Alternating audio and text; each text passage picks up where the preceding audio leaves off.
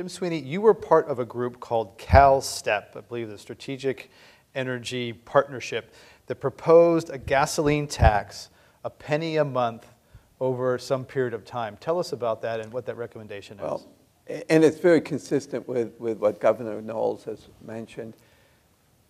The first step is we really got to get the price right.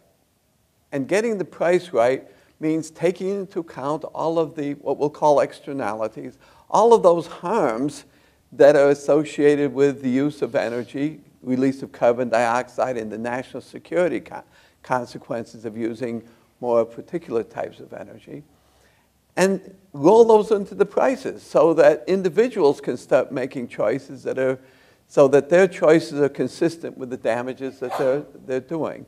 So the CalSTEP proposal is to slowly increase the gasoline price, increase it by a penny per month over the next 10 years. That would lead in a 10-year time to an increase in the gasoline tax of $1.20 a gallon.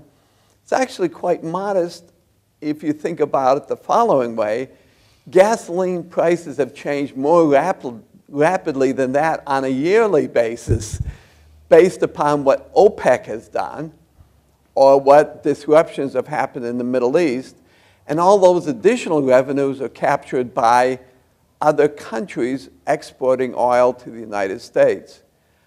I'd rather it be a tax system where you capture those revenues into revenues for the federal government or for the state of California to help solve the financial problems of the states. Much better to put it in our hands than put it in the hands of the OPEC nations. And California, just let me say, California last raised its gas tax in early 1990. Should also mention that as part of this group include Volvo and Chrysler, as well as former Secretary of State and Secretary of the Treasury, George Shultz. So it was quite a, T.J. Glauthier. I have the greatest respect for my friend Jim Sweeney, but you're an economist, and it seems to me this is the classic proposal from the economists. It is the right answer, and if we could actually do it politically, it'd be great. But politically, I just think a tax of any sort isn't going to happen. I was in the White House with Clinton and Gore back in the early 90s. They put the BTU tax on the table to try to get a 50-cent tax per billion BTUs as a way to really shift our energy use. After the debate with the Congress, we ended up with 4.3-cent increase in gasoline taxes. That was it, and I think that's the last increase there's been. And some people think that's part of why Congress flipped in '94. Well, it was used as an argument against Clinton. It said he increased taxes on all Americans, which technically was true. Tony Knowles. Let me jump to Jim Sweeney's defense on this. Good, we're getting some action up here, good. That if we actually modeled through the National Energy Modeling System, we modeled something very similar to what Jim has suggested, a little more modest. It was basically an oil tax. It was the equivalent of 8 cents a gallon per year for 20 years. And what it accomplished was that it would reduce our oil use by 1.5 million barrels a day. And that's a lot of oil. Currently, we import, what, 11? We import today about 12 million barrels a day. We utilize about 18 million barrels a day. So that's the context we put it in. Are we going to do away with all imported oil? No.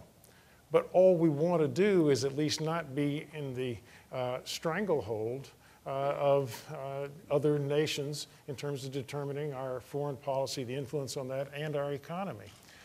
One of the things that you can do, and I'd love to hear TJ's answer to this, in terms of the political viability of a tax, it's what you do with the recycling of the revenues that could make a difference. And I'll throw in a distinct Alaska flavor here in the sense of if you recycle those revenues right back to the consumer, and we modeled the amount of money that it would take in the first year, if you did it to every man, woman, and child, the first year, 8 cents a gallon on gasoline would generate $81 a person.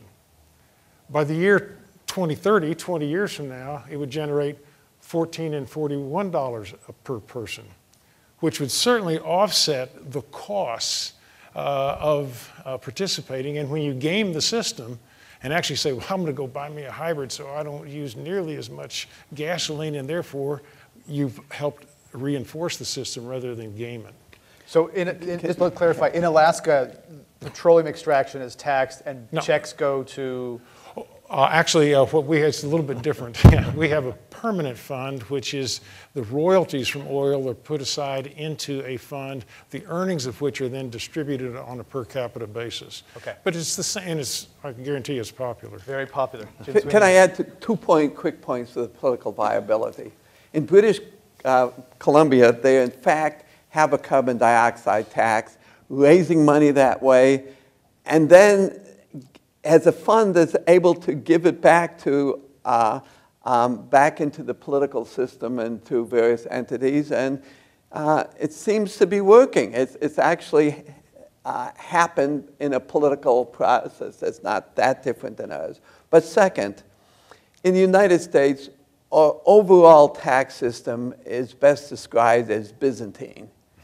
At some point, I believe that the whole tax system in the United States is going to have to be reformed. There's commissions calling for that.